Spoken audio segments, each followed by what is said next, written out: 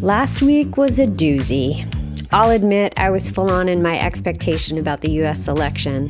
I personally wanted to see a woman in the White House, and for many reasons, I did not want to see another Trump presidency. I spent Wednesday grieving, letting my emotional wave crash, and in the days that followed, I tried hard to tap into the possibility of my undefined head and ajna.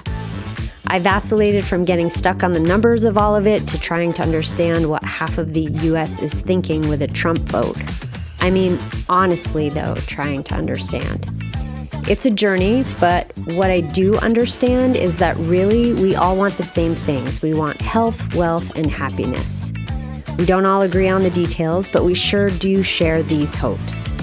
In today's episode of Midlife by Design, I am sharing what the new paradigm is all about. What is this new phase that we are moving into?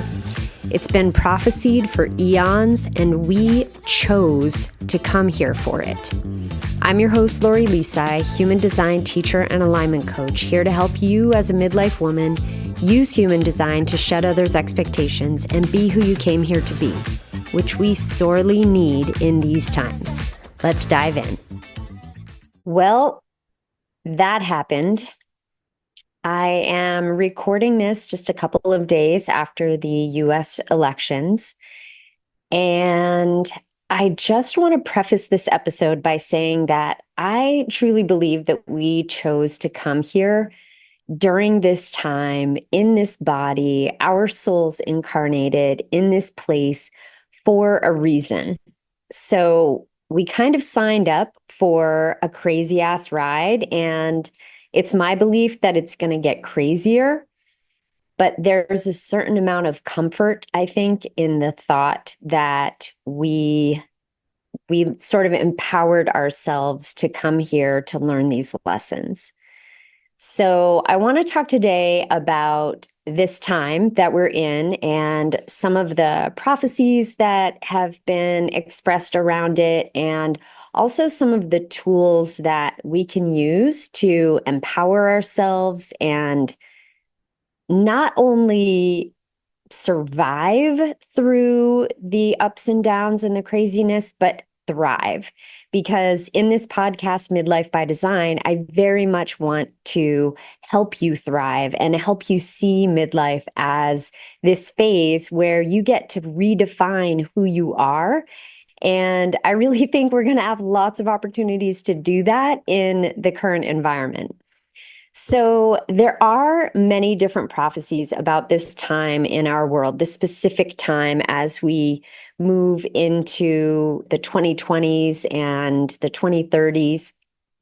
There have been astrologers talking about this, spiritual intuitives, Indigenous peoples, energetic meteorologists, which is a term that I got from Amanda B. of Barney and Flo.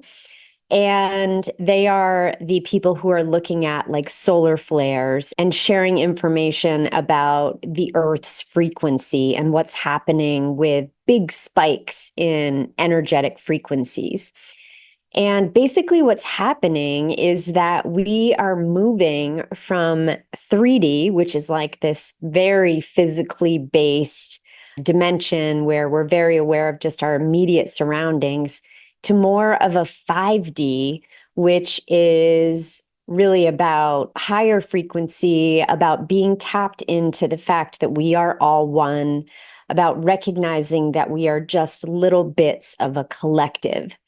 And in the 5D, that is about making spirituality an everyday practice, building your awareness and being willing to step into what it's showing you. Inviting balance. It's when the ego starts to kind of loosen its grip on that safety and security and allows us to focus in on what's going on in our inner being, our higher self. And I believe that as midlife women, we are specially primed to bring our wisdom to the table of the life that we have lived and the wisdom that we have accrued over the years in order to face the challenges ahead. So, the astrology of the moment, which I've mentioned in the past, is that Pluto is right now in the anaretic degree, which is the final degree of Capricorn. It moved into Aquarius and it's in retrograde currently and moving slowly back toward Aquarius. And this is where, when things are in the anaretic degree, it's like it comes to a head. Whatever the themes are, come to a head. And Capricorn is all about the old world to some extent. It's about the practical, it's very business like. And what we see happening is this death and rebirth cycle that we're going through, where we're clinging on to these old world ideals in fear of new ways, and new ways we see happening, like the shift in how we perceive gender and the shift in how we perceive the feminine and the balance of the feminine and masculine. So, if you are familiar with the tarot, then this has been referred to by many people who use the tarot regularly as a tower moment. And the tower card is all about destruction of the old, of it's like literally this tower falling down. And it's got to crumble in order for spiritual renewal to happen. So it's very much the phoenix rising kind of thing. Only the tower moment is the shit hitting the fan kind of moment. It's not the renewal yet. We move into Aquarius on November 19th, and Aquarius represents the collective. It represents disruption. It represents doing things in a different way. That's why Aquarius is often associated with technology and, big leaps in things like AI. And it breaks down systems to better serve the collective. So we're moving into this starting on November 19th. And then Pluto is in Aquarius until 2043. So it's going to be here for a good long time and a significant part of our lifetimes as midlife women. So that's the astrology and what's happening in the astrology. Another prediction for this time comes from the indigenous people, and they have this idea of the bird of humanity, where it is said that we have been flying as humanity with one wing, and it is the male wing. It is the male centric, masculine focused wing. And that has really served us well in order to build the society in which we live, in order to literally build the infrastructure that we needed. However, you can see where the balance is off, right? We're missing something. We're missing the other half. And that is the female wing or the feminine. And so this idea is that this last century and more has been about flying with this male wing. And this century that we're moving into is going to enable us to move into flight with both wings. We're bringing in more of the feminine.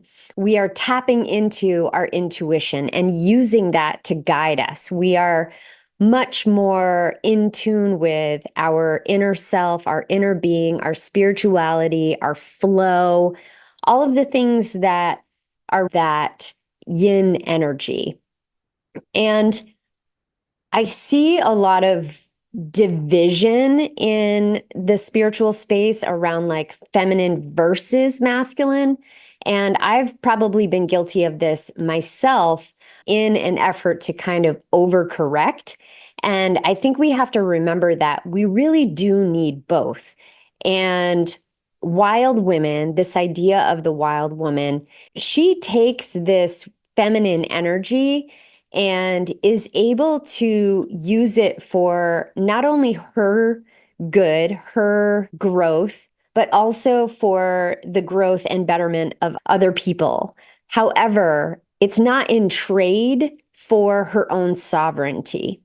And so this indigenous prediction around balance essentially coming to us in this next century is a really lovely, I think, and hopeful prediction. And I think it's important to remember things like this when the future may look a little more bleak than we want. From a human design perspective, we are moving into this new paradigm, and this new paradigm begins technically in 2027. And Ra, who downloaded the system, predicted this significant change to happen. We're already seeing hints of it for sure. Basically, what's happening, though, this new paradigm is that we are moving into a new incarnation cross. And if you're not familiar with what the incarnation cross is in human design, essentially it's a very large part of your purpose. There are lots of different places to look for purpose in your human design. Incarnation cross is one of them. As a collective, though, with this switch in 2027, we are moving from the cross of planning, which we've been in, to the cross of the sleeping phoenix. And it's super important because this is really the rise of the individual. And we need to think about how do we shed what other people are asking of us and instead be true to ourselves. And sometimes that may still be in alignment with other people's expectations and what they are hoping from us, but sometimes it might not be. And it's about not sacrificing ourselves in service to somebody else in order to make them happy. So the rise of the sleeping phoenix is about individuality.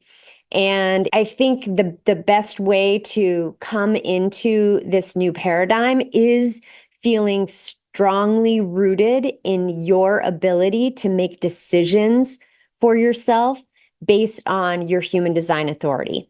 Because what is true and right for you is imperative in this new paradigm. So your human design authority and understanding that and practicing with it is so, so important as we move into this next phase. So back to the incarnation cross, it is made up of 4 different gates in your human design chart. So if you are looking at your chart and you see the 2 columns of numbers and planets that are listed on the side, on the very top right, you'll see the 2 top numbers with the sun glyph and the earth glyph right next to them. Those 2 gates, and then on the other side of your chart, on the left-hand side, the same 2 gates, the sun and the earth, those 4 gates together make up the incarnation cross. So your conscious sun and your conscious earth, and then your unconscious sun and your unconscious earth. So that's for you on a personal level. And we also have one for the collective, and that is the cross of the sleeping phoenix in 2027. We're moving into that. And I just want to talk a little bit about the cross of the sleeping phoenix because some of you may have this as your personal incarnation cross. And even if you don't, the energies will be very much influencing us as a collective. So gate 34 is the first gate, and it is the power of the great. It's this self-empowerment. It is knowing what projects are worth investing your energy. It is a very powerful gate. If you have this gate in your human design, it comes out of the sacral, then it's like I think of blowtorch, it's like this blowtorch on everything else in your design. It gives it like a hyper boost. So we've got this like really strong, powerful energy. And then we've got gate 20, which is coming out of the throat. That is the power of now and listening to your inner guidance. So what a beautiful gate, right? To unlock for us this power.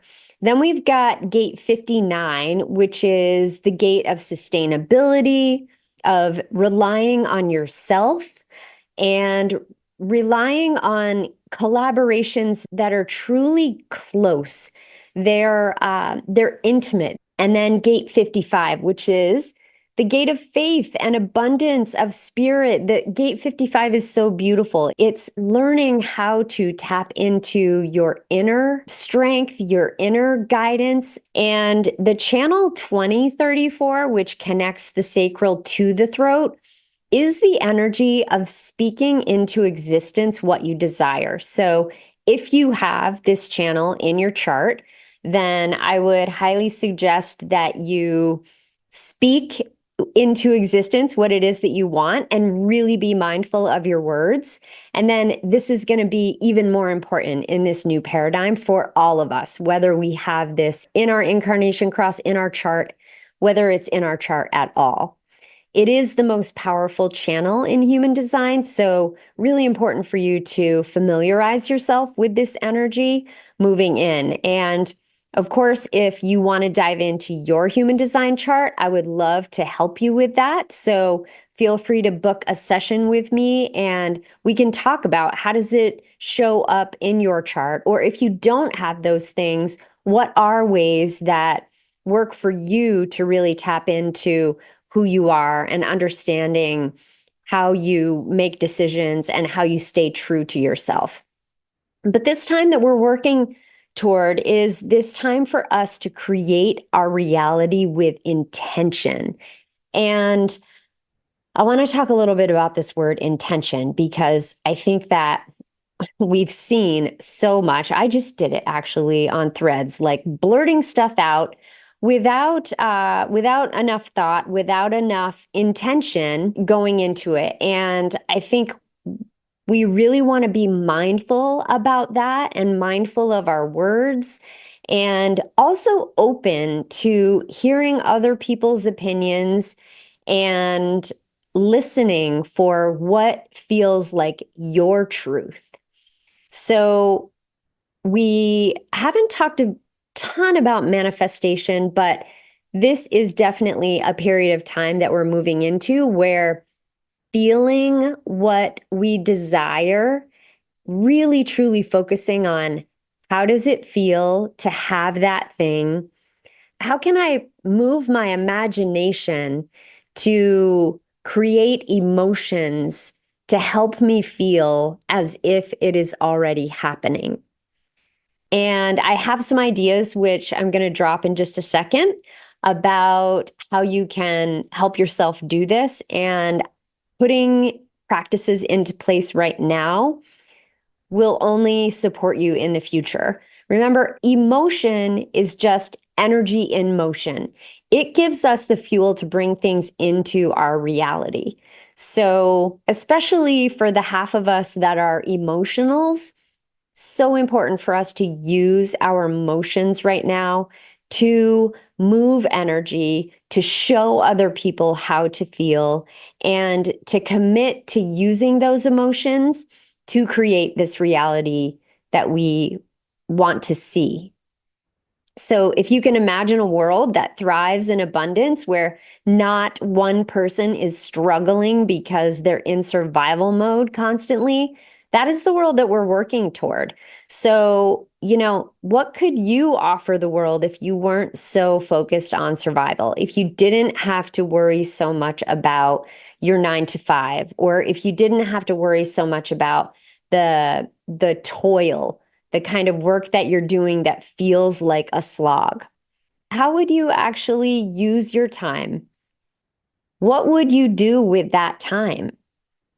It's a really good time right now to think about that, to contemplate that. And I would even encourage you to experiment with doing some kind of labor. So I'm doing a labor of love challenge with Emily Ely right now, who is wonderful. And she is basically just creating this challenge to like, what can you do just for the love of it? Just like learning something new, or perhaps picking up something that you used to do that you haven't done in ages, or just something where you're actually laboring with your hands for the joy of it. So when my boys were young, I used to knit. Actually, I stopped knitting as soon as they hit toddlerhood because, you know how that goes, right? But I had all this knitting stuff. I've got like tons of yarn and all these projects that have yet to be completed. And for this challenge that I was doing with Emily, I originally thought that I was going to pick up the guitar that I bought and start to learn how to play that. That's still on hold. However, I was really drawn to my knitting needles, so I pulled those out again and I've started knitting and I am so excited about it. I love it. I forgot how much I really liked to do that. So, what might you experiment with doing just because you love to do it? And it's not about earning money or not about, cleaning up your house or not about doing something for your kids or for your partner. It's just you for you because you love it. This is the kind of thing that I think is worthwhile spending time on right now and really getting curious about a world where you have more time to do that. How would you spend your time? Okay, and then I want to just close with some of those practical tips that I was talking about. Something that I have been focused on this last week is really staying present. My podcast hit 1,000 downloads this week. I am so excited and so appreciative that 1,000 times people downloaded and listened to something that I had to say. And more importantly, I am so excited that midlife women are tuning in, and hopefully this pod is really waking something within you as a midlife woman. And you're starting to think about what could be possible for you in this next phase. So thank you. Which is another thing I've been doing is practicing gratitude. So staying present and practicing gratitude for the things in your life, for the people in your life, for the tiniest moments, taking time to just take a breath, learning how to do a box breath, walking outside, the fact that you can take a walk outside, the fact that the air is clear, the fact that the sun rose, the fact that you have a warm place to be.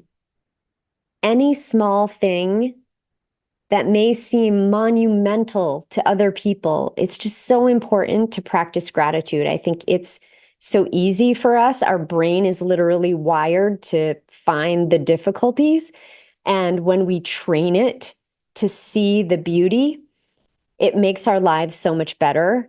And it's kind of a trick. It's a hack because it goes back to that idea of creating the life in which you want to live, because that gratitude is the fastest way to really manifest things. Just that feeling. It's literally our job to feel good. Let's see. Some other tips, being in nature. So I mentioned going for a walk, but also noticing things when you're in nature. And I know I can be guilty of this sometimes, bringing my phone and listening to messages, not really tuning in. So that's been a reminder for myself as well, is when I go outside to go for a walk with the dog or I go for a run. I don't always have to be listening to something. I can just look around and be present with my five senses and take in everything that's going on around me to help build my awareness. So these are a couple of things that are going to raise your frequency and vibe, which again, literally creates that reality that we desire. Another thing, thinking about moving into the Cross of the Phoenix and the 2034 channel, is scripting, where you can write your reality into reality, meaning take a moment to write in your journal what you want your life to look like. You pick a time, 5 years, 1 year, next month, and write it as if it's in the present with as much detail as you possibly can. Tell a story, use dialogue, work to make it emotional, describe how it feels to be there in that reality. This kind of practice is going to be super powerful in this new paradigm, and I encourage you to start practicing with it now. if you have a defined throat, even if you have an undefined throat, but especially for those who have defined throats, speak your reality into reality and mind your words. Be careful. Try really hard not to say the things that you don't want, like, oh, this is too expensive, or this sucks. I never get anything. Nothing ever works out the way I want. Those kinds of things you do not want to say. Even if you're running into challenge, try to find ways to either reframe the thought into a more positive or speak it and recognize that it's your shadow that's talking.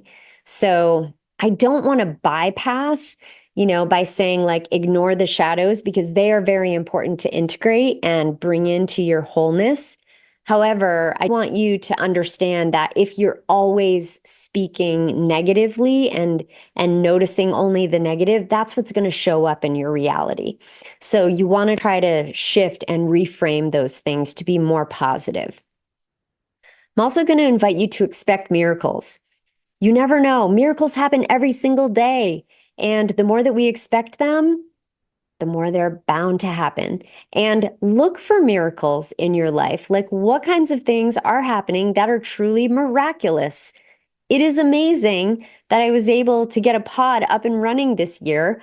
I think it's a damn miracle with everything that I've been focused on and what's going on, and I am so excited about it. So, what are the small little miracles that you have going on that you can celebrate to basically give yourself evidence that this stuff is happening? Another tool that I want to offer up is tapping, and I want to invite you to listen to episode 21 with Gala Darling to learn more about the power of EFT tapping. You can find resources how to do it. She is a fantastic resource. And it's a way to use the meridian points where you can literally tap on them with your fingers to reprogram how you think and what you do. So if you find yourself struggling with this negative bias and you're having a really hard time with thinking the thoughts that you want to think and programming yourself to see the positive in life, tapping is a great way to kind of clear out some of the shit and invite in a reset for yourself. And then, of course, studying your human design to deepen your understanding of your unique gifts so that you know what you can offer the world in this transition. And you know, as a midlife woman, what experience you've had and this life that you've lived so far, and looking to your human design for some clues about how do you want to redefine this second half of life? How do you want to step further into your gifts and offer the world what it truly needs from you? You came here for a purpose to be the human that you are, this energetic being that you are. And if you've got so much shit and expectations from other people that's piled onto the true and real you, this is the time for you to peel that away. Okay. Think of it as compost. It's composting down, and you are going to emerge as the beautiful dahlia that you are, with your gorgeous buds and your stunning leaves, all of those different special parts of you that are ready to flower in this new phase of life. And learning your unique gifts from a human design perspective can give you the language that you need to identify what those are. And then oftentimes it's permission for you to step into those and to say, oh yeah, I knew that.